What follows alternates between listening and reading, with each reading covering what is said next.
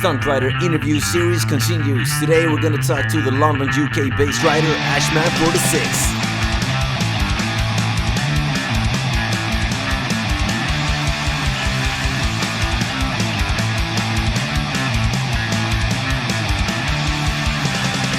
And I'm sitting here with Ashman46, the street killer from the UK. Welcome to the channel, man. Thank you, bro. So, how do you like Sweden? I love it. Yeah? This is my second home for real. I've been coming to Sweden since 2015, so it's like 7 years now. I try and come at least 2 to 3 times a year. Just for riding? Not always, because I have so many friends out here now. So midsummer I'll come out in my van, drive out. So it's like a 21-hour drive straight, no sleep. I don't swap drivers. I'm just hyped to get to Sweden. So I drive out in the midsummer for any of the big meets, madcaps, super retards, any of that stuff. Mm-hmm. And then like towards the end of the season or beginning of the year, I'll fly out, go and spend time in Gothenburg with my friends. Same with Stockholm, and yeah, I've just gained so many friends from Sweden. It's legit. This is my second home. And did it all start with the riding and the bike life? Yeah, all started with the riding and the bike life. One day I was invited by some guys who I had just met in the UK, so new sumo friends. Mm-hmm. And they said, "Oh, we're gonna go to Sweden. Do you want to come?" And I said, "Okay, why not?" And then they said, "Oh, check out the super retards. Have a look on the YouTube." And when I saw it, I was like, "Damn, I'm going to Sweden." Mm-hmm. So every year since then, there's only been 1 year that I haven't been able to make it. It was due to so much work and stuff. Mm-hmm. But I mean, sometimes I'm out here 3 or 4 times in a year. That's so dope. But for those who don't know, who've been living under a rock the last couple of years, who are you? So I'm Ashman46, based in London, UK. That's it, man. I'm just a guy that loves bikes, and I'm a friendly dude, you know. I love to ride. I enjoy it. Like, riding for me is something that helps you get away from the stresses of life. Just like anyone else, you know. You have a bad day at work or whatever, you jump on your bike. It's the only place you are that you feel free. Mm-hmm. You're not thinking about anything. You know, you don't really have any emotions. It's just, I don't know. I don't even know how to explain it. It's like being in limbo. You're just enjoying your passion. You don't have to think. Yeah, it's just some kind of meditation vibe. Almost, yeah, I guess you could say like meditation. Mm-hmm. Definitely. Yeah, because I've been following your Instagram for quite a while, and you always are kind of like aware and a mindful guy. Always like focusing on staying positive. Yeah. Is that something you bring into the bike life as well? I would say so, but it's mainly, well, you think about, I'm gonna get technical now, but go ahead. You know, like the law of attraction is, you know, whatever you think is what you attract. So, for instance, you know, if you think, oh, I'm gonna have a really bad day, chances are stuff is gonna go wrong, you know. And if you've had a bad day, and you know, if you've had a bad day, you know, the only way to get out of, to break the cycle is, you know, to try and think positive. Even stuff down to like saying good morning and thank you and have a nice day to people. That completely changed their mindset on how their day's gonna go. You know, They wake up in the morning in a crazy bad mood, and a stranger says to them, "Hi, good morning, enjoy your day." And they're like, "Oh, people care about me." So it makes sense, you know. The world's a cruel place. So you have to try and focus on the positive. Could you say, like, in some way that the bikes give you that energy? Because it takes energy to be like that good guy. 100%. Like, the thing is as well, when you have the common ground, you have that common passion with bikes. So anyone that you meet that rides a bike, as long as they are not too crazy negative, you know, you're gonna click. There's that one thing there in common that you share. So why should you not become friends? Why should you not talk? Why should you not ride, you know? And I mean, look where it's got me now. I'm not on the other side of the world, but eventually, who knows, I'll be in Australia or USA or whatever. I want to travel the world. It would be amazing to go to every country and ride and to see what the bike life community is like. You know, because this is not your full-time occupation at the moment. No. What do you do? So at the moment, I run my own company. It's called Beast Mode Development. So it started off with me building some crazy vans. So the VW Caddy vans is what I used to own. And me and a friend decided to put a petrol turbo engine in. And it kind of spiraled from there. We called it the Beast Mode Caddy because it wasn't your ordinary van. And from there, it kind of caught on. And I come up with the name Beast Mode Developments. Started my company. And for like 2 years, I was working 2 jobs. So I was working at an accident repair, so an automotive body shop. And I was doing like sometimes like 19-hour shifts between the 2 jobs. You know, if you're going to work for someone else and put overtime in and spend your own personal time to make them rich, why would you not put more time in to build your own dream? So it's like earlier this year, I've gone full time on my own place. I've moved workshops, so now I've got bigger premises. The goal is by the end of the year, hopefully I will have someone working with me. And I say with me because I want them to be part of the team. I don't want someone to work for me. Like if you're coming to work with me, I'm going to take you under my arm. You're now my friend, you're now my family. And as the business grows, you're going to grow, you know? So it's a sense where, yeah, I just want to do good. I just want to help people, you know, and just as much good vibes as I can spread, I want to spread, you know? Sounds like the kind of boss I would want. Yeah. I mean, you would want, as much as a boss, you would still want a friend, you know? Of course. So, yeah, for me, get another employee, maybe 2, grow the business into a bigger place, and eventually get to the point where the business can take care of itself. I can come out to Sweden more often and enjoy myself. But yeah, it's good. So, you can say that you've come pretty far at this stage, but what got you into like mechanic side of stuff or the bike life in general? So I would say from a kid I've always loved bikes. Like it wasn't something that was, you know, drummed into me. As a kid, you know, I always had radio control cars or motorcycle toys and stuff like that. So for me it was always in me regardless of having it around. I never really had that stuff around me, but I would see stuff on the road. I remember being a kid and being on the other side of my street, and down the main road I've seen a guy on a KTM. Obviously I know it was a KTM because it was orange, and he's like in a suit going to work, and we're like do a wheelie, and he done a wheelie. Like for me, that was like that's the highlight of my week, you know. I'm gonna say to my friends, oh, I just see. So even stuff like that, when I see kids on the side of the road, you have to honor that, because I was that kid once, you know. And it kind of spiraled from there, you know. On the bicycles, I used to build fixed bicycles from scratch, and then it went to mopeds and scooters, and now I'm on the supermotos. I have a full license, I can drive any bike I want, but the supermotos is where it's at. I just want to wheelie, I just want to enjoy my life and have fun. But and have you tried like a sports bike for stunt bikes as well? Yeah, I've ridden sports bike, I've ridden stunt bikes. It's something that I will get into in the future, but it's a big price, and when you crash them, it's expensive. So, you know, to spend like £14,000 or £15,000 on a bike and then throw it down the street and you've written the bike off, it's a big no-no. Yeah. So I don't know, part of me wants to stunt out a sports bike, but part of me wants to keep it stock. Like ideally in my head, I have a vision, BMW S1000 RR. Those are dope. I want to scrape the rear light. I want to be vertical on the S1000 and like that's a goal for me. Go for it, man. In the terms of like the mechanic side of stuff, I don't really know what got me into it. I've always been a fan of like Volkswagens and Audis and stuff like that. My first car was probably a Polo before I could drive, and that ended up getting towed away. It had no tax and stuff.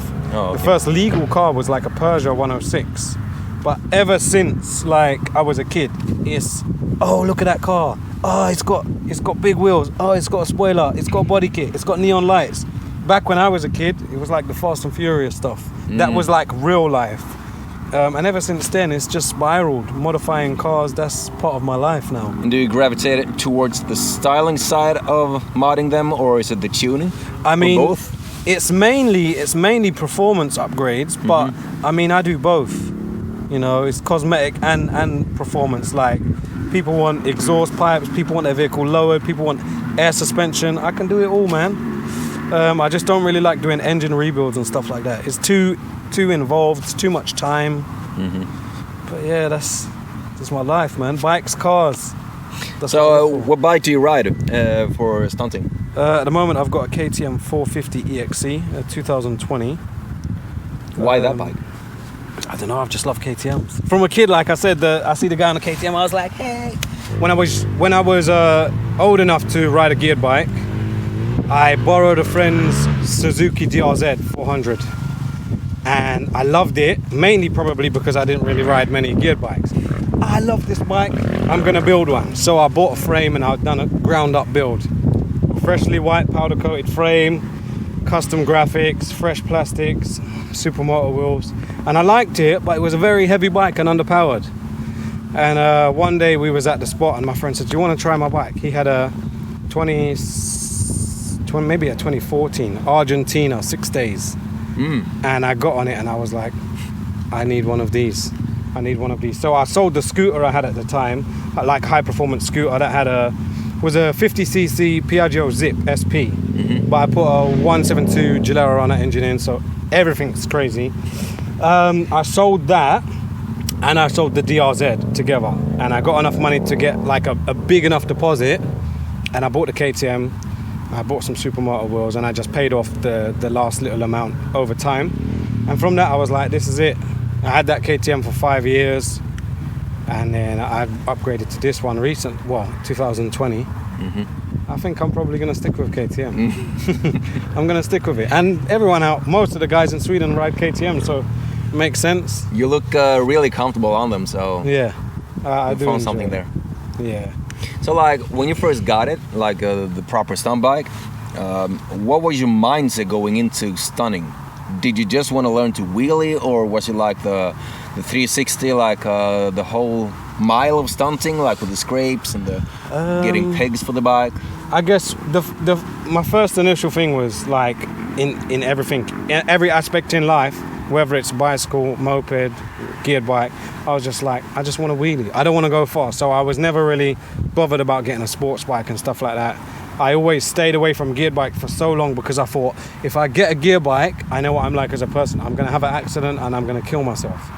So I said, yeah, we'll go with the KTM. I'm just going to learn to wheelie. Once you start learning to wheelie, it's like, I have a goal. I want to scrape. And then you scrape and it's like, I want to do something else. I want to learn one hand. So, but the thing is, I've been very lucky. I haven't had a lot of falls on the bike. But now, obviously, you get older and the recovery slows down. I'm comfortable. I want to learn some new stuff. I really want to learn no hands. But in order to do that, you have to just push yourself. And I'm at the point now, if I fall and I hurt myself or I break my arm or break my hand, I have a company to run. So if I'm out of work, I'm not earning any money. So I have to think about this stuff a bit more, I reckon. But everything is progress, slow. I don't mind. You're just enjoying yourself on the bike. That's it. The passion is there. Like, I enjoy it regardless whether I can wheelie or whether I can do burnouts, whether I can drift. It's just the fun is just being on the bike and having that freedom. Do you have like a favorite trick? I really like coasting. Yeah. So when you're up on a wheelie and you have no power, you don't put any power in. And I ride my bike almost like it's a two-stroke because I'm always clutched in. Once I get to the balance point, my clutch comes in.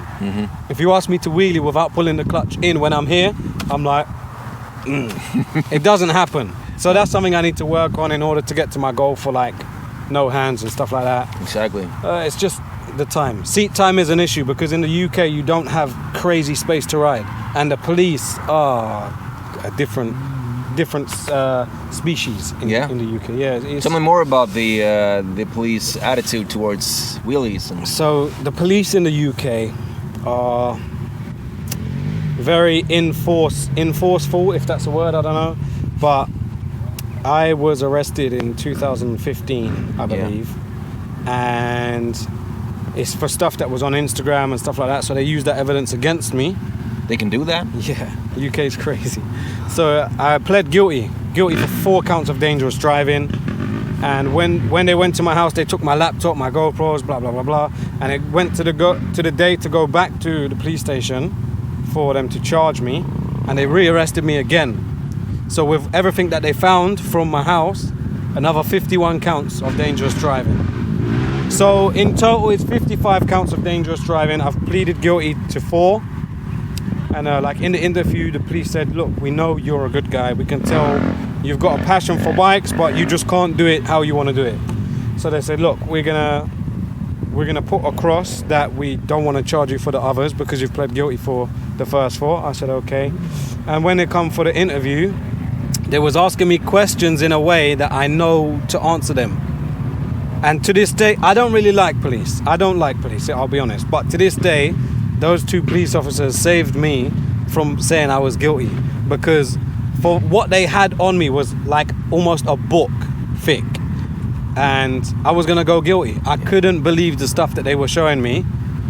But he was asking questions like, so do you ever lend anyone else your bike? And he's giving certain faces or certain gestures, and I'm like, oh yeah, I give other people my bike to ride all the time. What about your cameras? Do you ever let anyone else use your cameras? I said, yeah, I let everyone use it. Like on this stuff that you can see, it's not even me riding. So if they hadn't have led the interview like that, I would have said guilty, and I probably would have ended up in jail for maybe 3 years. They charged me for the 4 counts. I received like a 1-year driving ban. You have to retake your test, maximum community service, and also like a big fine as well. Still harsh though. Very harsh. Like if they catch you wheeling it out there, they're gonna take your license. And are you in a worse place now that they have caught you once? I would say yes, but I would say no at the same time. You know, they've done what they've done for me. Maybe they don't see me as a big threat. Maybe they don't see me as a big threat in the bike life scene. Maybe they don't see me as a mascot or something. Okay. You know, before they thought, right, we've got this guy. He's big in the bike life scene. Now we can clamp down on everyone. And there's a few of my friends that went to jail and stuff. Okay. So touch wood, I've been lucky, and hopefully they stay away from me. But it's the risk that we take, man. And this is why I come out to Sweden every year, because the life is so different. Do you feel like the police are easier on wheelies or stunt riders? Out here? Yeah, in Sweden. I think the whole vibe is completely different. Like, don't get me wrong, the police can still chase out here on the occasion, but it's like they look the other way out here, almost. If the police see you on a bike and you don't have a number plate and stuff like that in the UK, it gets crazy. You know, they get the helicopter, they can throw out spike strips now, they're gonna ram you off your bike. So it's got pretty bad. Yeah. It's crazy. You're always welcome to Sweden. It's a treat to see you ride, man. Yeah, no, I But appreciate it. I have to do something for the beginner wheelie riders that follow my channel. Yep. So if I were to ask you the top 3 tips for a wheelie beginner, what would they be? Bike technique wise, or just what do you wish you knew when you started out? Top 3. Top 3 tips is always cover your rear brake. And if I would say clutch up, don't power up, and always clutch up low. You start low and you get higher and higher until you're comfortable, but always keep your brake covered. That's about it. You follow them 3 steps and seat time, you'll get there. You'll be scraping before you know it. There's no biggie, right? Yeah, that's it. Man, I can sit here all night talking to you. It's been a pleasure, and thank you for taking the time. Definitely, bro. Stay safe and keep on rocking.